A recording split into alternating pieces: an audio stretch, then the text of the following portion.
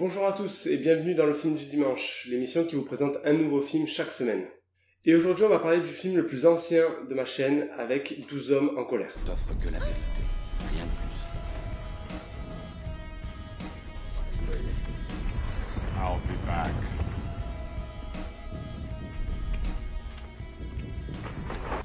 You might be in a very strange time.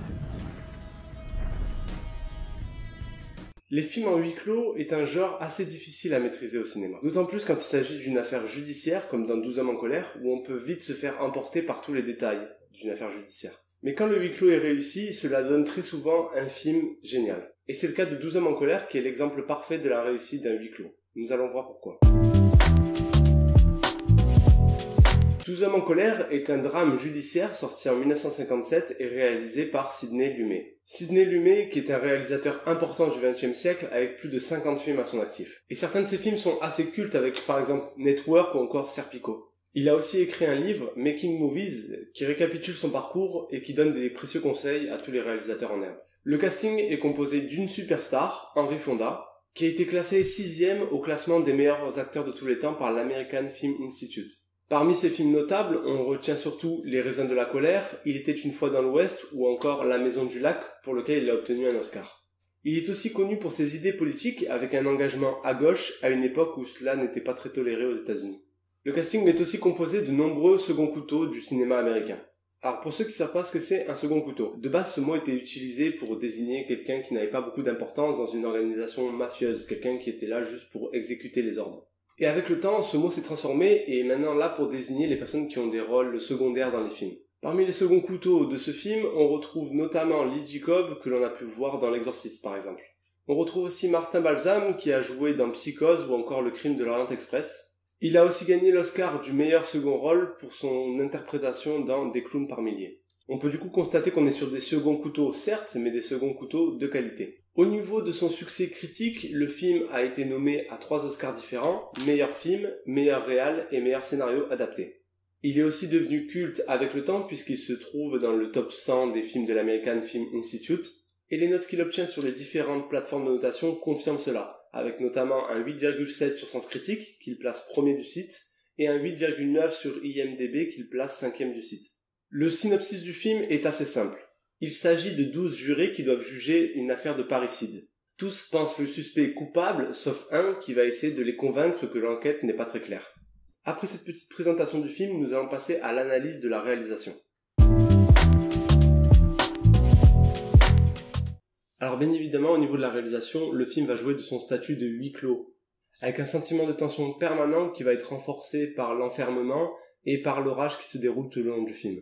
Le film commence par une mise en scène très calme et très fonctionnelle, avec des mouvements de caméra très doux, très calmes, qui vont porter l'attention sur les acteurs, un peu comme on pourrait le voir au théâtre. Et puis on a la mise en scène qui évolue avec le scénario du film. On va avoir une utilisation croissante de la focale, ce qui va réduire forcément le champ autour des acteurs et ce qui va provoquer un sentiment d'étouffement. Ce sentiment de tension et d'étouffement permanent va être renforcé par le manque de musique, quasiment tout le long du film. Le film utilise aussi le noir et blanc à l'heure où la couleur est largement maîtrisée. Cela donne un côté sérieux et neutre qui correspond bien au sens de la justice que le film veut développer. Après avoir parlé de la réalisation, passons à un autre point fort du film, son scénario.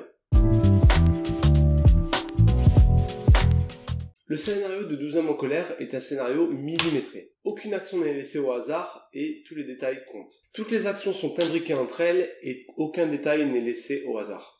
On nous donne des informations sur quasiment tous les personnages, ce qui va nous permettre de comprendre pourquoi ils font les choix qu'ils sont en train de faire. Ce qui est aussi intéressant avec ce scénario, c'est qu'il y a une certaine montée en rythme permanente.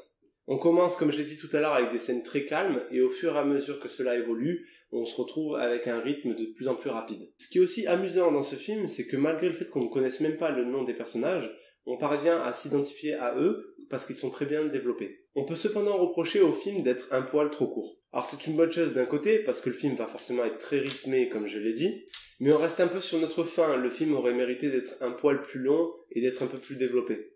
On peut aussi reprocher au film d'avoir assez peu de rebondissements et une issue facilement devinable. Personnellement, c'est pas quelque chose qui m'a vraiment dérangé parce que tout le reste est très bien pensé et toutes les actions sont imbriquées entre elles comme je l'ai dit tout à l'heure. Mais le film n'aurait pas pu être le succès qu'il a été si les acteurs n'avaient pas été au niveau.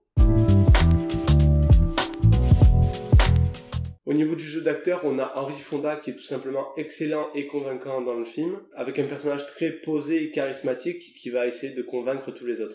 Tous les seconds rôles sont eux aussi haut niveau et très intéressants dans leur jeu. Et la majorité des acteurs vont avoir un jeu simple, ce qui va permettre une identification assez rapide de leur personnage. On n'est pas dans un film qui va délivrer des performances d'acteurs incroyables et très haut perchées, mais ça fonctionne et ça nous donne un aspect assez réaliste. Après avoir vu tout ce que j'appelle la forme du film, passons maintenant à son propos de fond. Et le propos de fond de 12 hommes en colère, c'est vraiment ce qui a fait que ce film a autant marqué les spectateurs. Le film part déjà sur quelques thèmes principaux. Le premier va être un vrai message sur la tolérance et sur les préjugés. Avec par exemple le héros qui ne veut pas juger sans tout savoir, le juré qui va être pestiféré par les autres parce qu'il tient des propos avec beaucoup de préjugés dedans, et aussi le juré qui va être jugé par les autres puisqu'il vient du quartier où s'est déroulé le meurtre, qui est un quartier assez malfamé. Et ce message-là sur la tolérance et sur les préjugés est un message qui a encore sa place à l'heure actuelle. Ce film a aussi une très grande importance pour le message qu'il délivre sur le système judiciaire américain. En effet, le système judiciaire américain a sûrement évolué depuis cette époque, mais en 1957, il n'était pas très équitable. On a par exemple la présence des jurés qui sont vraiment partiaux, comme on le voit dans le film. Alors, est-ce qu'il vaut mieux des jurés partiaux ou un juge impartial ? La présence des jurés et de leur partialité est par exemple abordée. Le film parle aussi de l'importance de l'avocat commis d'office, qui parfois n'est pas des plus compétents. Le film propose aussi une vraie réflexion sur la peine capitale, parce que le jugement qui est en train de se dérouler va décider de la vie ou de la mort du suspect. Au niveau des thèmes principaux, on a aussi une question bien plus abstraite avec un questionnement sur le doute. Et cette question, quand sommes-nous réellement sûrs de nous et de notre décision ? Comment pouvons-nous être sûrs à 100% que la décision que l'on prend est la bonne ? C'est une question que pose le film. Et le film contient aussi plein de sujets secondaires, avec par exemple le respect des anciens, avec la présence du juré plus âgé, le rapport père-fils avec le juré numéro 3, la différence de métier et comment cela agit sur les rapports humains, avec aussi un questionnement sur les rapports humains plus général. Forcément, avec la peine capitale, il y a un vrai questionnement sur la valeur de la vie. Une place assez importante est aussi accordée au phénomène de groupe, avec certains qui votent d'une certaine manière uniquement parce que le groupe le fait. Et puis on a aussi un questionnement sur la frontière entre la justice et la vengeance. Où commence la vengeance et où s'arrête la justice ? Après avoir analysé toutes les composantes de ce film, passons à une petite conclusion. 12 hommes en colère est un exemple de débat et d'argumentation qui devrait être montré dans toutes les écoles d'avocats et de droit. C'est un film très riche pour seulement 1h30 de durée. Ce film est un drame judiciaire qui va aborder aussi bien des thématiques très réalistes que des thématiques beaucoup plus philosophiques. Et c'est en cela qu'il est très intéressant. Et puis surtout, le film pose une question. Qu'aurions-nous fait à la place de ces jurés ? Je vous laisse donc aller voir ce film pour ceux qui ne l'auraient pas encore vu, et pour ceux qui l'ont vu, je vous laisse me dire dans les commentaires ce que vous en avez pensé. Je vous souhaite une bonne semaine et à dimanche prochain. Ciao.